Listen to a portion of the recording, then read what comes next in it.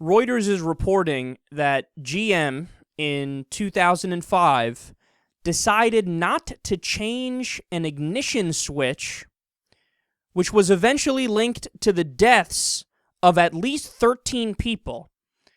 And the reason why they didn't change it? Because it would have added about $1 to the cost of each car. Wow. Quote, GM failed to recall 2.6 million cars until more than a decade after it first noticed a switch problem that could cut off engines and disable airbags, power steering, and power brakes. Think about how tremendous of a defect that is.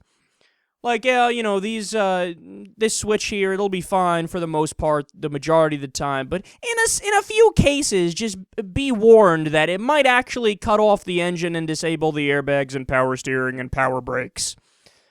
That's like everything that's important. It's basically like saying, yeah, you're going to be fine most of the time, but every once in a while, this car will fucking kill you.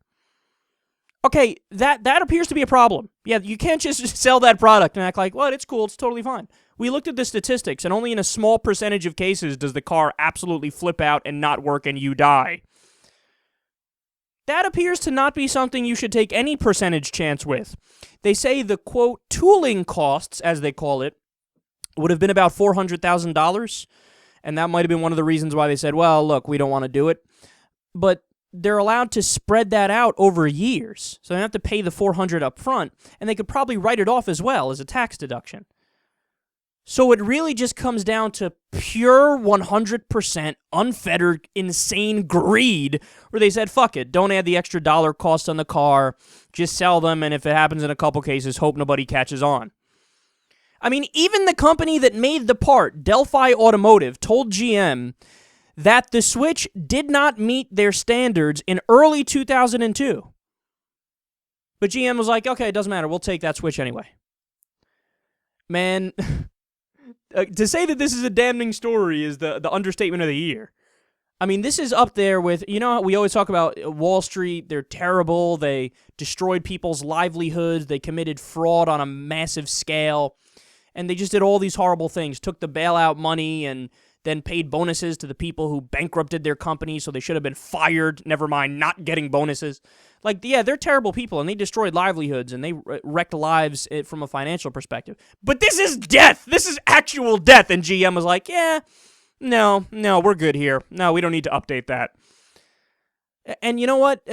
This story right here, in my opinion, this demonstrates very clearly how that libertarian model of the economy, this idea that the free market is always going to be best when there's no government intervention, there's no regulation, there's no rules, and they say, don't worry, the consumers will figure it out, and then they'll stop buying there, and then everything will be hunky-dory, and they'll either go out of business or they'll have to fix their product. But this is the problem with that, man. The problem is, unless you have some sort of regulator watching everything that the company does, and they go, okay, that's allowed, that's not allowed, these are the rules, you're not abiding by them, here's the problem here. Unless you have that happening, unless you have good, efficient oversight, this is what happens. You have people making the decision just nonchalant and flippantly, fuck it, I don't want to spend the extra $1, let's make more money, and then maybe a handful of people will die, but whatever, it's a small enough percentage where I won't lose any fucking sleep over it. No. That's not acceptable. That's not okay. And the reality is, capitalism by its nature, it's never going to be accounted for. That whole mental process is never going to be changed because there's always going to be somebody, when you have a financial and a fiduciary responsibility to your shareholders that you have to maximize profits, you have to think in that kind of way. It's a mindset. It's a thought process. You have to think that way. And I don't begrudge people that. You know, that's the nature of the system. That's fine. You think like that all you want. But that's where the third party comes in. That's where the independent arbiter comes in. That's where the government is supposed to step in and say, well, look, here are the rules. You can't do X, Y, or Z. You need to have that, mitigating force, that mitigating factor that can stop craziness like this from happening. So now, of course, the vehicles are being recalled, but, of course, all the bad press is coming out, and rightfully so, and here's the thing, you're also not going to get any accountability, right? Nobody's going to go to jail over this. There might not even be a fine over this. So if you kill somebody face to face and you do it directly, well, of course you go to jail and your life is done.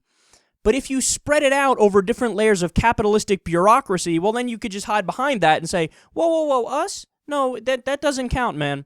It's funny how corporations want to be people whenever it's something positive, like getting the rights that are laid out in the Bill of Rights. Then all of a sudden they're people. They claim we want free speech rights and these rights and that and those rights.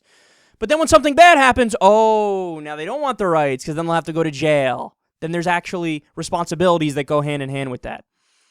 Welcome to the United States of corporatism.